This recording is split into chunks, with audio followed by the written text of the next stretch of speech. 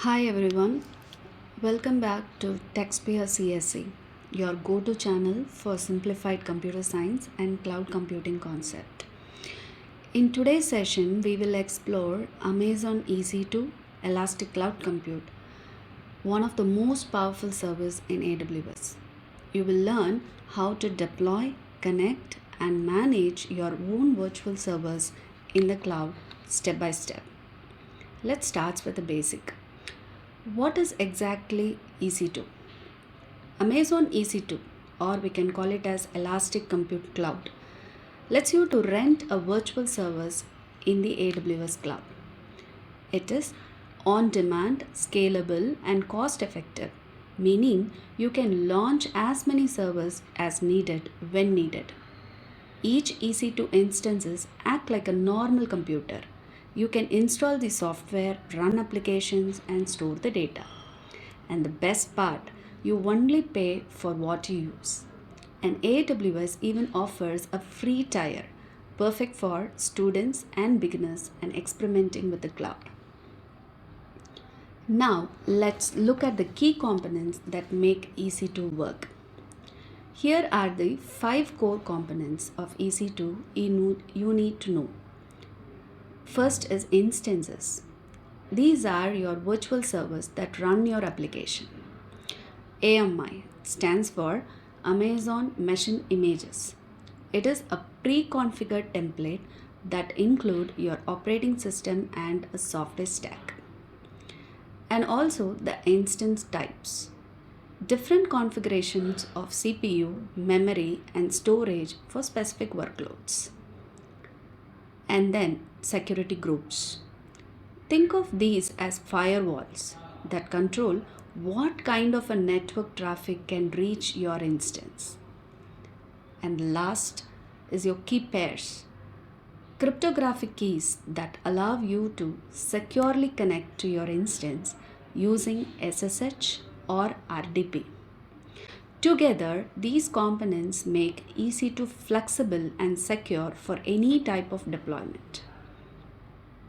Now that you know the basics, so let's launch your very first EC2 instance. Here is how you can launch your first EC2 instance. Step 1. Go to AWS Management Console and open the EC2 Launch Wizard. Step 2. Choose an AMI. And step 3, select an instance type like t2.micro, which is ideal for beginners. Step 4, configure your security group and a key pair to enable SSH or the RDP access. Step 5, and finally click on the launch instance, and within a minute your virtual service will live. But launching is only half the story. Let's learn how to connect it. You can connect to your EC2 instance in 3 main ways. First is EC2 Instance Connect, a browser-based SSH tool perfect for a quick access without extra software. And then traditional SSH. It uses your private key with a command line tools for full control. And next is a remote desktop for Windows servers and connect using RDP and your admin credentials. Always secure your connections with the key pairs and proper security group rules to protect your instance. Now, let's move to how the EC2 handles storage and networking. Storage and networking are the crucial in cloud computing. Amazon EBS volumes provide a persistent storage that stays even if your instance is stopped, ideal for databases or important data. Instances store volumes, which are temporary and high-speed storage tied to your instance. Great for cache or buffers. VPC configuration, which allows you to isolate and secure your network. And Elastic IP address gives you a static public IP that does not change when you restart your server. Once your setup is ready, you can easily scale your infrastructure as your traffic grows. To ensure the performance and the reliability, the AWS provides auto-scaling groups that automatically add or remove instances based on the traffic or CPU usage. Elastic load balancers, which distribute incoming traffic evenly across the multiple servers. High availability. It deploy across a multiple availability zones to avoid downtime and ensure the fault tolerance. But what if you want to automate your deployments? Let's see how AWS CodeDeploy helps.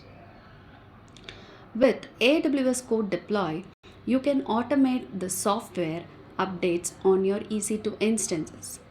It supports both in place and blue-green deployment strategies for a zero downtime. You can integrate it with a GitHub or Amazon S3 to manage version control and use a CloudWatch and SNS notifications to track your deployments in real time. This means a faster updates, fewer errors, and smoother rollouts. Finally, let's wrap up with the best practices you should always follow.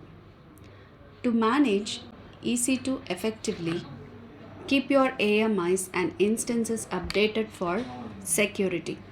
Use IAM roles instead of hard coding credentials. Monitor performance with the Amazon CloudWatch. And optimize cost by stopping or terminating the unused instances or using a reserved or a spot instances. To sum up, the Amazon EC2 gives you a flexible, scalable, and secure virtual servers in the cloud. You can deploy, scale, and automate the applications with ease, all while paying only for what you use. Start with AWS free tier and begin experimenting today. If you found this helpful, don't forget to like, share, and subscribe to TechSphere CSE for more cloud computing tutorials. See you next in the video and keep learning and future cloud engineers.